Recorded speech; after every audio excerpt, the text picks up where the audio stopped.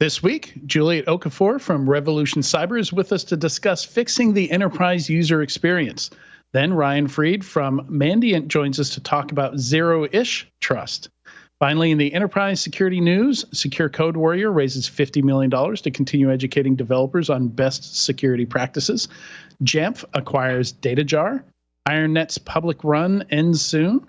Microsoft puts pressure on other cybersecurity stocks. We discussed the Microsoft Storm breach, how to make engineers not hate you, securely build features using AI APIs, Worm GPT, National Cybersecurity Strategy Implementation Plan, cybersecurity labels, Google plans to scrape everything you post and use it for AI, Year of the Linux Desktop, all that and more on this episode of Enterprise Security Weekly. This is a Security Weekly production for security professionals by security professionals. Please visit securityweekly.com/subscribe to subscribe to all the shows on our network.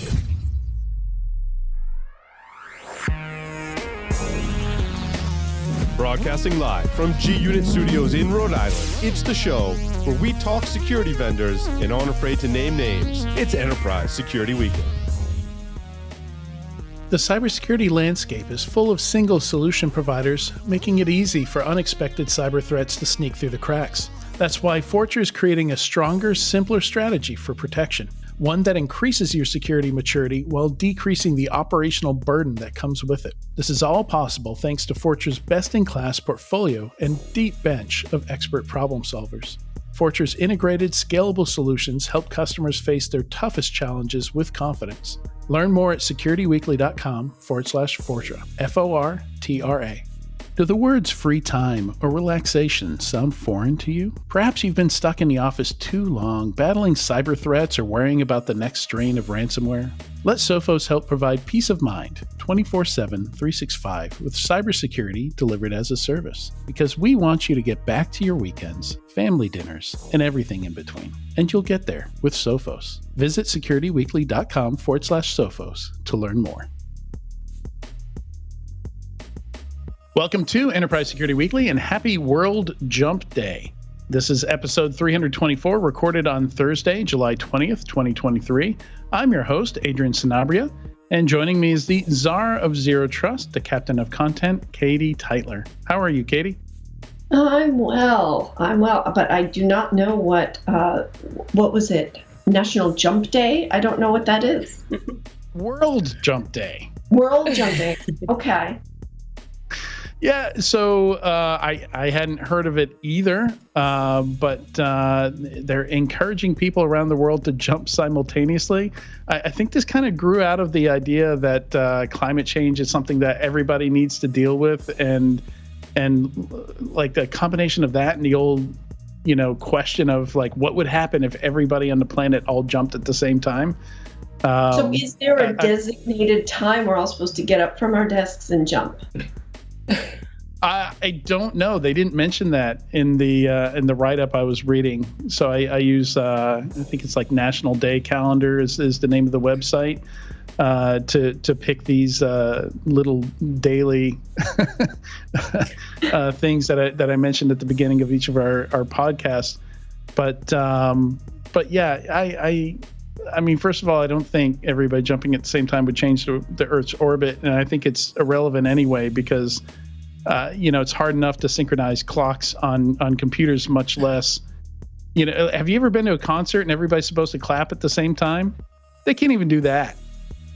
A crowd of 300 people can't even get that right. Yeah, I don't see everybody managing to jump all at the same time. They're going to screw it up. Well, that is perhaps true, but a couple of weeks ago I was at the movies, and one of those national weather alerts went off, and so everybody's phone went off at the same time. So there is some possibility for synchronization. Yeah. I guess you just have to have the possibility of flash flooding.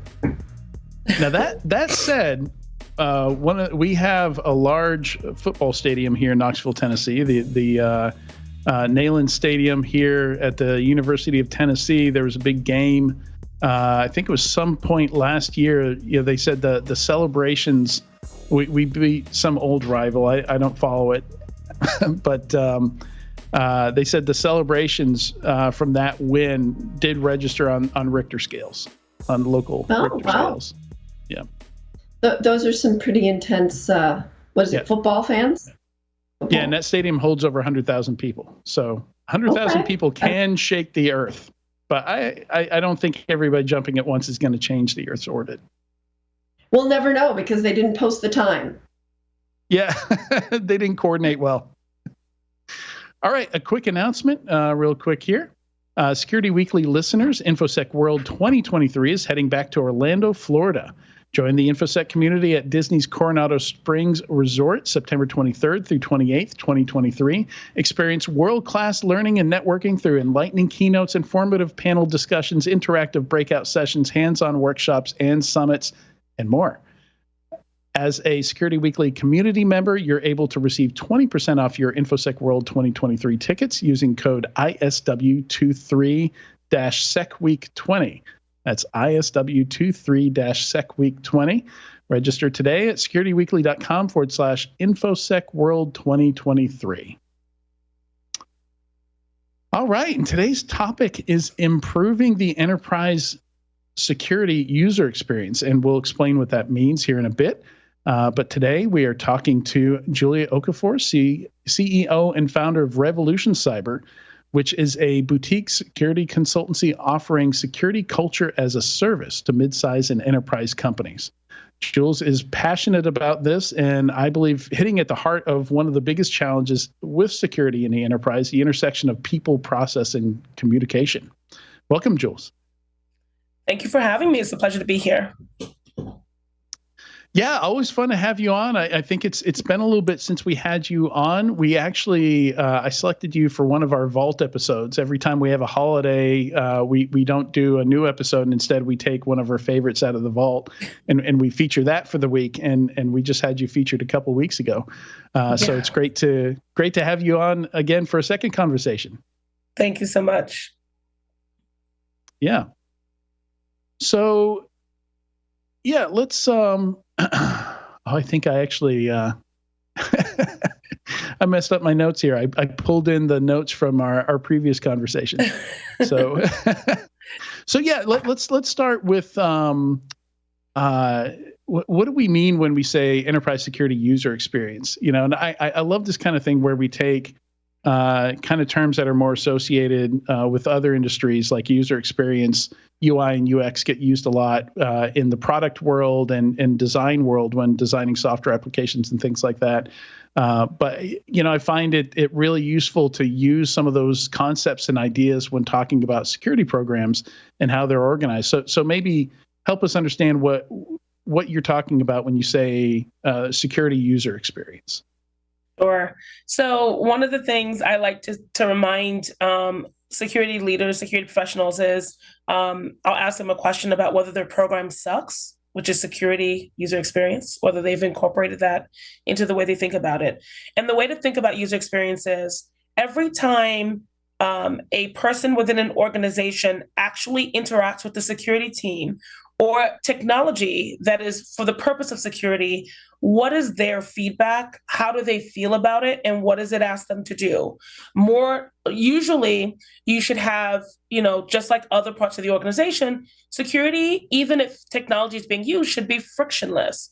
But if there are multiple layers of security, oftentimes it means the user's experience with that security is wrought with, you know, delays and requests for information over and over again, the need to reset passwords. These are things that in the end result in people not making the right decisions because they present additional decisions that need to be made, but also additional work beyond what they were prepared to do.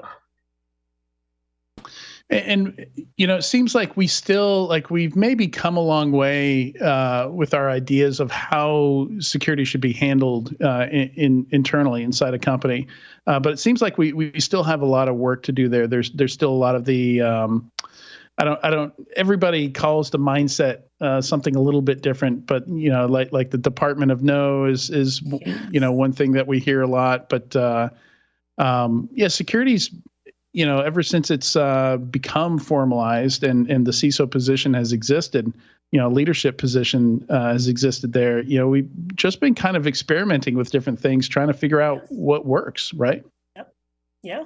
And I find that we often fall on the side of security is more important than how employees feel. So we disregard how it is that the person we're supposed to be serving actually feels about the way in which we're building out technology. And that's really what I find to be fallible, in that it causes, I argue that if you don't address user experience, actually you are increasing risk, because human beings will go around it, right? Or go under it if they have to. So I think it's just now that people are starting to want to have this conversation. When I first started it 4 years ago, people thought I was crazy, or just, didn't have enough technical knowledge to know better. But a lot of people are coming around now. Right. Why do you think that is? Why do you think? Because there are a lot of other departments within organizations, and they don't necessarily put what they're doing. Like finance doesn't put the finance systems before the people. It's all about getting people paid. HR doesn't put the HR systems before the people. It's about serving the employees in the company. Why do you think the security department sort of sticks to its guns and it's like, all right, we need to focus on the tech. We don't need to focus on the people using the tech, because tech itself isn't ever going to run, despite what AI is promising. You still need people behind the tech. So why do you think this has happened? What has led to this? I think finance and HR and legal have had years, generations of time before to figure a lot of this out. If we think about how young security is, it's still about 20, no more than about 30 years where really people were considering security as critical to an organization's either risk tolerance, or part of board discussions. So I like to assign a lot of this thinking to just the novelty of security. But I think when we've had to come to terms with the fact that what we're doing isn't working is because the breaches aren't stopping. So we can continue to think additional layers of security is enough, or we have to start to really think about the human layer. And then we also need to say, if we're dealing with humans and they have the ability to indicate what does and doesn't work, I believe it's time to listen. And I think more and more security professionals are just listening. And then security vendors are building some of that feedback into the technology they're building. Yeah, and so we mentioned when I went through your bio, Revolution Cyber focuses on security culture as a service. So maybe let's talk about that a little bit, about what you do for companies, like what you're focused on when you come into a company. You already mentioned some of the questions that you ask when you come in, like does your program suck, right? Like what is the But and I'm sure you ask different people that question, right? Like the answer inside security, is probably very different from outside, right? And maybe the people inside security, they don't know how they're viewed by other people in the org, and maybe they should. So what is security culture as a service? What are you doing when you work with these companies? It really is checking the temperature for how security is viewed across the enterprise. So beyond just employees, how security stakeholders think about security, how the leadership actually communicates about security across the organization, and then really what communication is going through the organization about what's important and how people should behave. I often discover that, to your point, Adrian, there is a huge discrepancy between the way security views its perception of itself and how the organization perceives it. So when I created security culture as a service, one thing I wanted to be clear about is we do have a technology, but we are focused on the service pieces because that human aspect is so critical to the work we do. But I often find if an organization has decided to bring us in, they're getting complaints from their senior leadership team. In fact, there is a popular platform that is used by everyone, and literally the president of the company, and I think this was a kind of a larger mid-size, probably about 5,000 to 7,500 employees. And the president said, if I see one more email that's a phishing email, I'm going to lose it. You're going to get fired. And that is not when you decide to make a change. There must have been murmurings before, or things that were being said about how bad that experience was, but it's ignored because we haven't had a breach. right? Like the line that I hear all the time is, well, at least we're protecting them because we haven't had a breach. Right. Okay, well, what if you never have a breach? Do we have to suffer for it?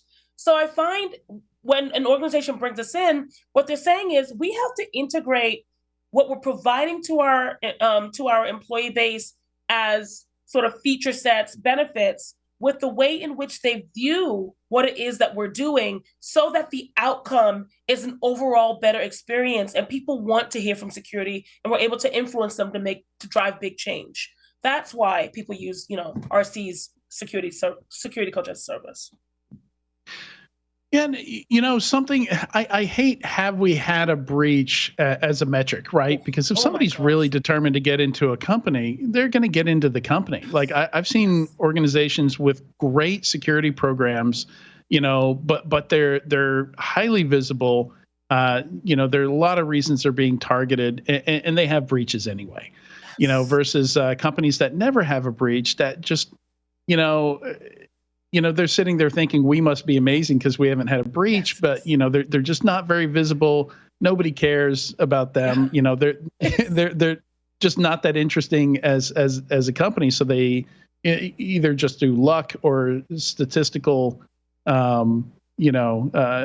just being one of millions of companies that could be breached. They don't get breached. So what metrics should companies? Well, first of all, I want to, do you encourage people to not use that as a metric? And if not, what metrics should they be using to measure the effectiveness of their program? The best measure, the best experiences that I've had with an organization is after a breach. After a major breach, one, everyone wants to do the thing you say because they want it to stop.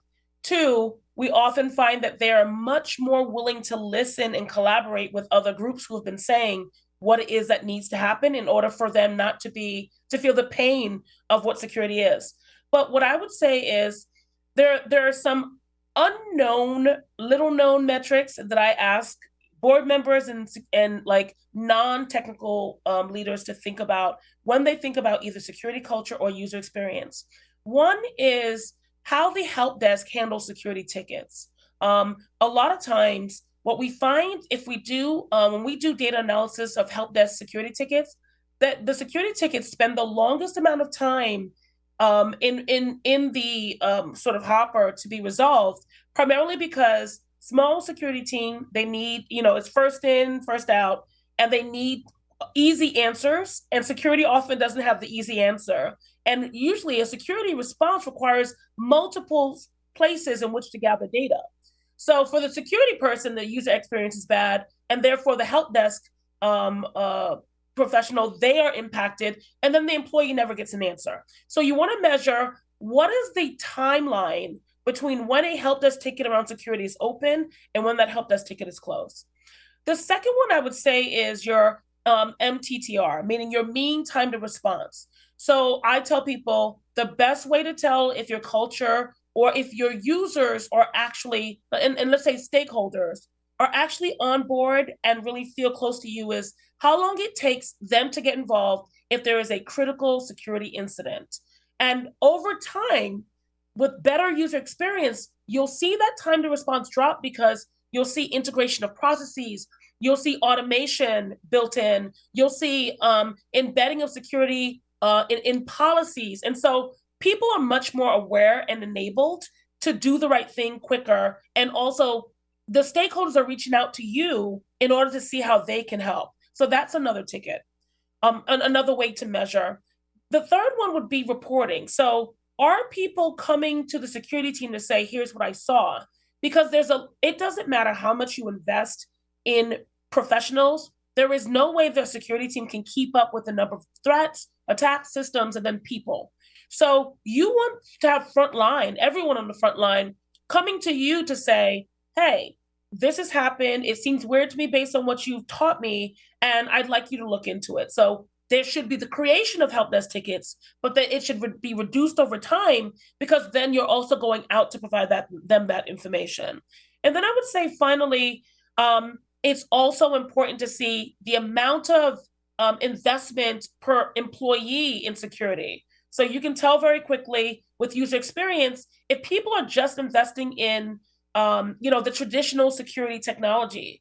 But when we see investments in identity systems, if there's a high identity investment, that tends to be a correlation to how user experience is happening because one, if you're consumer facing, you're reducing how long it takes for them to get access to your products or services.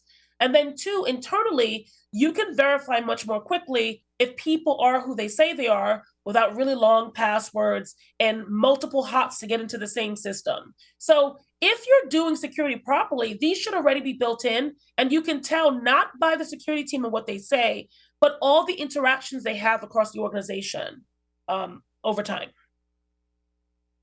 So a lot of process metrics there, but there's another side of it, right? Like you're talking about security leaders needing to listen, and there's the whole culture side of it where you have like you could have somebody in a security leadership position that's technically perfect at everything, like the metrics are great.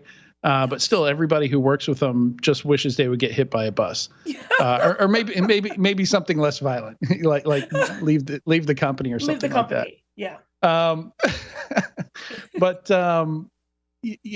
like how do we do we measure that aspect as well? And honestly, it's more than just. Well, I mean, part of the importance of that culture is you got to work with other people to have an effective program, right? You got to have good rapport. People have to want to give you the data that you need access to.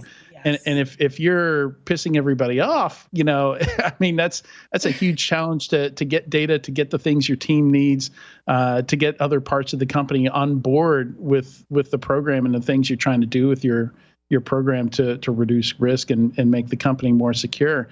So when we were prepping for this interview earlier this morning, I loved you brought up Net Promoter Score, and kind of like I think we were joking, but then should we actually measure sentiment, like how the security team is viewed within the organization?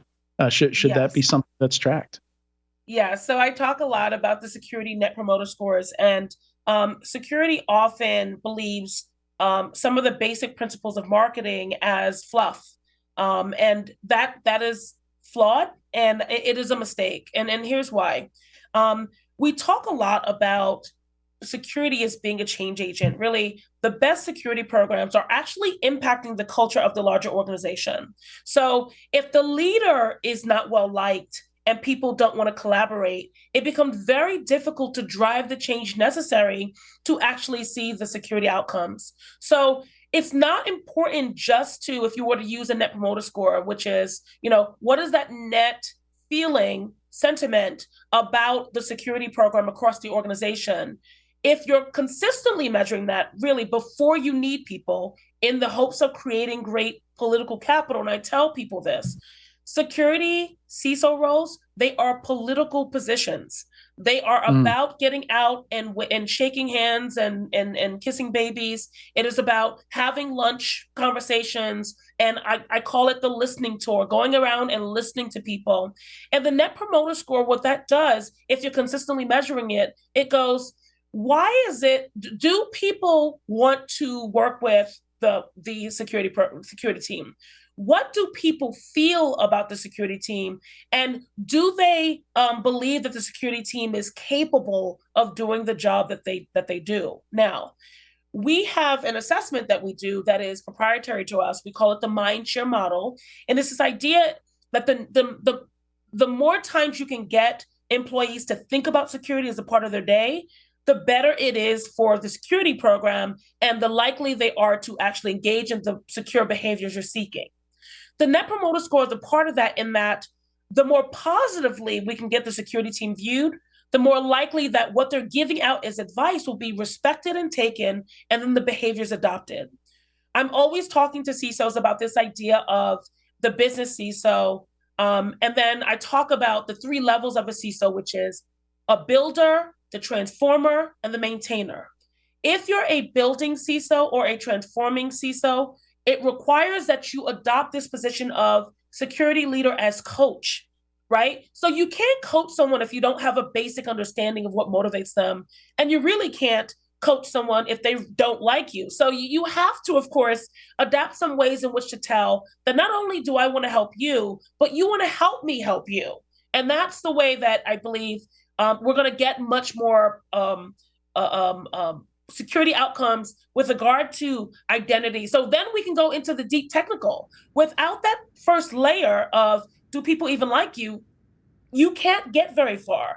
Most times we see technology sitting in a box on the ground because the security leader has no idea how to get engineering to slow, one of their agile sprints in order to get something done. They have no idea how to get the business unit to patch a system. They have no idea how to get HR to embed security training at the beginning of their onboarding process. If you can't do those things, you're not even doing your job. So we've just got to shift the way we think about this culturally.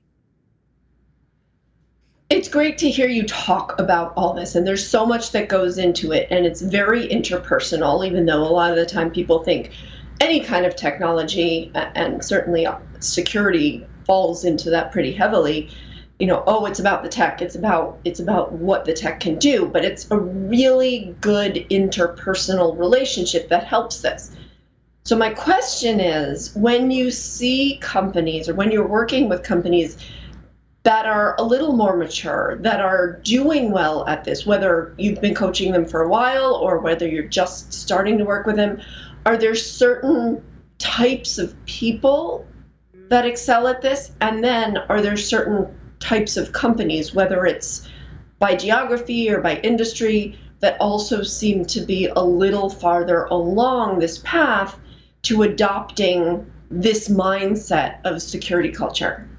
Yes. Those are great questions. First, the companies that are doing it well tend to be in the consumer products, consumer-facing tech software companies, and then financial services. So fintech, health tech. Those are companies from really, they're more mature because they have to be, but they tend to have a great deal of focus on reputational risk. And that if they don't have positive consumer feedback, it immediately affects the value of the company. So in those spaces, I've seen these kinds of companies become really good about integrating security, automating it, and scaling security across the organization. But what I would say is, and I want people to hear me say this over and over again, cybersecurity is an art and it is a science, but it is in fact an art first. It's an art in the way graphic design, software development is, in that there's a creativity in order to get cybersecurity, in order for it to become what it is. Because if you think about it, a cybersecurity system is really a combination of multiple things. But the effectiveness is in how you combine the things, which gives you a lot of wiggle room for, aligning with what the risk is of the tolerance of the organization, the industry, the geographical location. So there is no one way to do it well. So the best people who understand that from the beginning have liberal arts degrees. I've met so many people who have been in music. I hired our platform designer. She was in fashion. I also have met and bring onto my team psychologists and sociologists who have an intrinsic understanding of how people work. And those are the people that are missing in the cybersecurity conversation. We need to have more of those people at the forefront, giving their opinions and really challenging the way we've traditionally always done security. Absolutely. Could not agree more. I have to ask you then, especially as a woman in security, a woman executive in security, and a person of color in security, how did you get here? How did you start? What keeps you? What motivates you? Oh my gosh. So I always tell people I found my first role on Craigslist. And ultimately, it was a job asking for a salesperson. I'd been in sales over 20 years. And I just said, okay, well, I can sell anything. I'm pretty good at that. I'll try this. And I went to apply for this job at an MSSP. I told them I would be this huge thought leader in 3 to 5 years, and they laughed in my face. But they gave me the job. And the one thing that I can say I did, and I'm an attorney as well. So what being a lawyer teaches you is how to think and how to take facts quickly and apply them to scenarios. I mean, that's what lawyers are taught to do in front of juries. And I went to Temple University. That's one of the things that they taught us very well is you have a fact pattern, You have a number of different sort of rules and laws and policies. What's the best story you could tell a jury in order to get them to side with you? And that's really, if I think about where my success is in security, that's what it's been. It's, and I tell this to security people, I could train anybody to get into security, and I have. I've created an apprenticeship program and gotten lots of women into the space, and they've gone on to join audit firms, to move into pen testing, because it's a mindset. And once you have the mindset of curiosity, and like I did, you sit in a SOC and you just ask questions and annoy them to no end because you've got an endless set of questions you want to know. You can learn this too, and that's what I try to tell people. Like, I learned it, and so can you. It's like a 2-year-old mindset. But why? But why? But why? Yes. I like to do it. I didn't like when my 2-year-old used to do it to me. It's like, because I said so, which is what I used to get all the time. That's the way it is. We are the worst industry for regurgitating bad habits and then building them into products. That's what we do over and over again. So in that vein, how do you set these organizations you work with up for success? Like after you leave, like I assume these are not well, I don't know. You tell me. Do you work with some of these organizations indefinitely? Do you are these programs like a certain amount of time, and you're giving them things to do to improve the culture and helping them redo processes and the way they think about things and do things? Like how do you ensure that they're not just going to revert back to bad behaviors and bad habits after you leave? Yeah, so there are a few things we do. So one, let me step back. So when we first started the company, we had this whole 3-year approach. And what we decided was, in year 1, we'd go completely out and we'd build all the structures out, and then they'd be able to replace us with someone. The new person would come in and they'd have all these templates and everything ready. And what would happen is that we were basically setting ourselves up to be fired. And we thought that was the best outcome we could have because we'd done our job. But the issue is, if you don't have the continued presence, what happens is they bring someone else in, things fall to the side, people make new decisions, and then you go back at a higher cost because now you've got to relearn the thing, build things back up, and it's harder to rebuild than it is to start to build from the start. But then secondly, sorry, go ahead. I was going to say 3 years. You're talking, that's at least 2 or 3 CISOs that are going to be there across like the time you're working with them, right? Well, I got my start actually in working with utility companies, and what you're trying to do is actually build a capability. So it is a CapEx purchase. So for 3 years to 5 years, what you're doing is saying, you don't have the ability now to design wonderful, delightful user experiences. And so what we want to do is build a roadmap, just like people do when they're going into the cloud. You don't immediately just take your stuff and put it in there. You have a plan of action for how you want to deliver in year 1. Here's our goals. Here's our quick wins. And then here's how we enable those things to keep happening manually. Now, the maturity of our program came in the automation. Now we actually integrate a lot of our technology, and we've built a platform internally to integrate into Jira, and we can integrate into Teams and Slack. And now we have the ability to communicate across the organization so that if they can't afford to have the labor, which is the most expensive part, they can continue to use the structure we've built. And because we've got piping, we kind of demand that they continue to do it the way that we structured it. So that was a change in the way we delivered our services. Gotcha.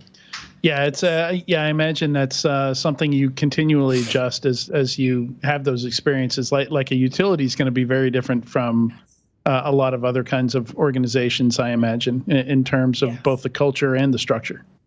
Yes, and it's customized to size. So we also used to do completely custom everything, but we now know, given all the work we've done this for about 60 programs now, what companies need based on a number of sources of information that we gather, and we'll design it based on what we know is best practice for that company at that size in that industry.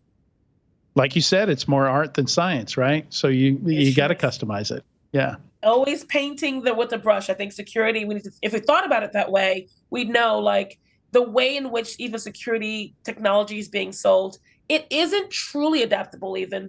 Security technology is typically asking us as the enterprise to adapt to it, but it's great to find partners who go, well, you exist, your business is the important focus, we're going to adjust to you. And that's a shift that I think the entire industry needs to start to make. So speaking of customizing it and handling it different based on context and what's going on with the company, do you find it easier? Is the company and the culture more pliable? Are they more likely to listen after a breach, or like how do they? Is that how they find you a lot of times? Like yes. They have an incident or something like that, and they're kind of rethinking how they handle security and thinking, well, we need to bring somebody in here to change things up and help us improve how we approach this.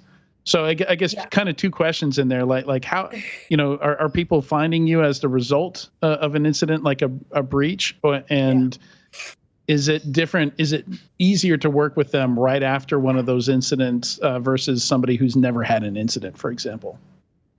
It's easier to work with people who've had an incident because now they're much more open with regard to what it is that they will, they're responding, and they're much more reactive. So having my company with an attorney at the helm who's done this a while, who can calm some of the fears and then set a plan is critical. What I often find is we don't get to dictate how our customers find us. All we do is put out the messaging and allow really a great word of mouth campaign, lots of great referrals and partners and friends to tell others that, we have these great experiences. We'd love for you to reach out to them because they've helped us and they can help you. But what we also see over and over again is that incidents and breaches reveal a ton about security culture and the user experience. So imagine a scenario where you have sort of a decision tree automated into technology. The stakeholders have been trained on everything.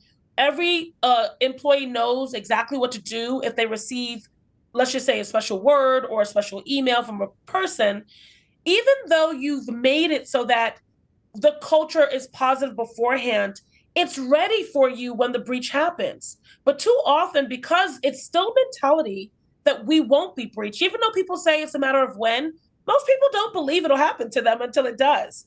So at that point, we're charging double and triple because you had the proposal in your email box and you chose not to do anything with it, because then we've got to get ahead of the hackers. Well, now it's a race against time. I'm always trying to align people in this idea that if you think about your employees before you actually need them, they will reward you by thinking about you when you actually do. So you want to start to build out the structure of things. And then when the incident happens, it's your reward. How the incident occurs and how it's handled is your reward for having done the good thing ahead of time. Right. Yeah. So, maybe diving into that example a little bit, because incidents, breaches are such a big component in how security programs get built, how, companies find the momentum to change things. What are some of the things that you see, like what are some of the big issues that you see when somebody's actually in an incident? Working an incident, that you have to go in and correct? Yeah. One, I am totally astounded by how bad third-party socks are. And I cut my teeth in a sock, so I've known for at least 9 years that they can be pretty bad. But I find over and over again that the socks context, so providing not just an alert, but an actual context for why this is critical, why this is high, and what is it that should be done, rarely exists, especially as you get to midsize and smaller.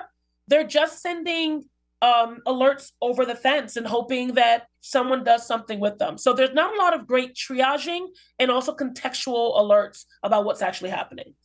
We also see quite a bit of a breakdown in communication. So oftentimes, the leader doesn't have a trigger for when they need to reach out to parties outside of the security organization, or everyone on the team thinks everyone else got it, right? So they don't have a first, second, third base sort of strategy. It's everyone's running around helter-skelter trying to figure out who's going to take the lead on it.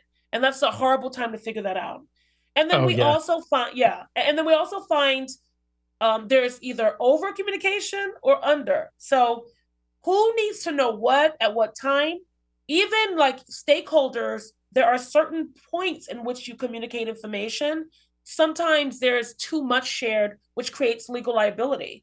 Because if there is a customer requirement, if there is a compliance requirement, and now we've shared with an employee. In fact, one of my clients actually had a situation where their someone who'd been notified about a potential breach notified their customer first before they even told the CISO. And this is not something that's like surprising. It happens more than you would think. Or the third party did? The employee told the third party. The employee. Yeah. Yes. Wow. Because they wanted, and this is all done with, with grace and stewardship. They're like, oh my God, something bad's happened. So we don't get in trouble, I'm going to go tell the customer so they don't worry.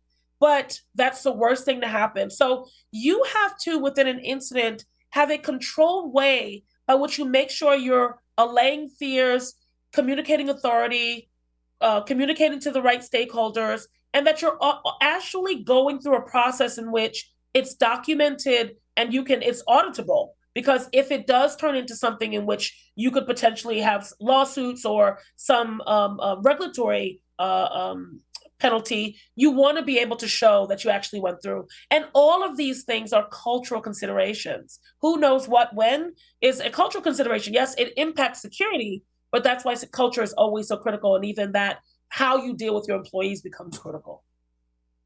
Yeah, legal probably wasn't too happy with that employee telling the third party about the breach. Not at all. Not at all. All right. Yeah. So what's the, obviously an incident response plan, the problem I always had with an incident response plan is it often isn't in a form that's useful during the incident, even if it's like a fairly short, like 7 to 13 page plan, that's, that's kind of unwieldy to look through when you're doing it. So do you find what helps teams prepare for this? Especially with the communications. Are you recommending lots of or running lots of tabletops? Doing more live fire simulations, that kind of thing. How do people get better at this without having to practice during the actual incident? Right. The IR plans. I think too many people use the pages of an IR plan as some sort of gospel or something that they should base everything on. I think, there's a difference in even the way we interact with things that are written down versus when they're either told to us or we're experiencing them. So the idea is, how do I take this IR plan and transform it into an experience in which people can actively participate and we can all agree on the right way to go about something? So safety companies and teams, they have this down. So if you're in a company that has a safety department, go to them. They have thought through this much longer than we have on the security side. Right. But I also want to walk away from this idea of what we call tabletops, because the term tabletop is military driven. That's where a lot of these terminologies come from. And business leaders don't think of these things as tabletops. They think of them as real life scenario planning, emergency response planning. There are much more better business language in order to discuss them. But to your point, yes, it is a simulation of what could be or had been a real event. And then you're having everyone practice what in their role, in their title, given their location, what their actual response should be. And what you're doing is you're having them do that over and over again. So it's like muscle memory. They remember it even without thinking, because you want people to not think about it, because in incidents, the shock makes people paralyzed. They don't act. Right. But if they've practiced a number of times, they at least go to what they remember versus what they think in that moment, which is purely based on panic. Right. I've seen just super basic stuff get caught.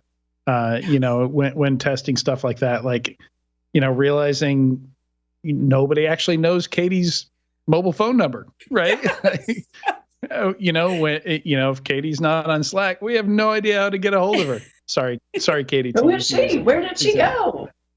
Well, that's a really interesting point, and I was thinking this as you were speaking about it.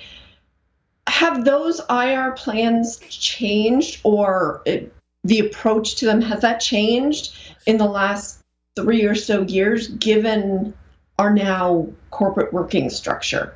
Because a lot of the time you just don't have everybody in a same location. So has that changed at all? Has that changed how you recommend people build their strategies and handle things, whether it's an incident or even just a deployment, a rollout of a technology? Has that shifted at all? It depends. So there is much more of a shift from compliance-focused security to security as an enabler, and this idea of security that is by design, meaning you think about security as a part of every decision you're making. It's part of any risk management decision. So the theory behind IR plans have changed. The issue is there is a compliance requirement that it be written down, but those same people aren't then taking it and practicing with them. So that is typically the gap. We are seeing an influx or an increase in the number of IR companies that exist. The issue with them is that they're on retainer, have very little knowledge of the organization. So there may be a plan, but they don't know how to action it because they're not actually practitioners in the environment on a day-to-day basis. But there's more conversation about the fact that this should happen. Is it happening? No, not that I've experienced in the work that I've done, except for parts of companies in really large organizations where there are either sensitive data or the reputational risk would be so huge that they have to put something like this in place and continue to test against it. All right. And we need to go ahead and wrap up the conversation here. So maybe, just a few bullet point conclusions, Jules, on what people should be focusing on, aside from talking to you directly. How do we stop this cycle of turning bad habits into products and processes? Yes. So I think let's go back to security user experience. Like, you want to make sure your program doesn't suck, and that's important in terms of ensuring that each of your employees has as limited friction in your organization as possible when they're interacting with technology or engaging in digital experience. Secondly, you want to make sure that you understand what your culture is. Security culture exists even if you can't see it. So you have to understand what are the perception, behavior, moods, and customs that are occurring when the security team actually isn't even looking. And third, incidents reveal security culture. So you don't want to wait until an incident to understand the former 2 points. But what's important to note is the way in which you communicate across the organization prior to an incident helps to build capital so that when it's time for an incident, you can more quickly respond. And so your mean time to response is reduced because you've thought through each step in that process. And fourth, process matters. You can't just buy technology and you can't ignore your people. The bridge will always be those processes that tie the two together. Jules, thank you so much for joining us on Enterprise Security Weekly today. As always, this has been a blast. Thank you so much. All right, stay tuned. When we come back, we're going to talk zero-ish trust with Ryan Freed from Mandiant.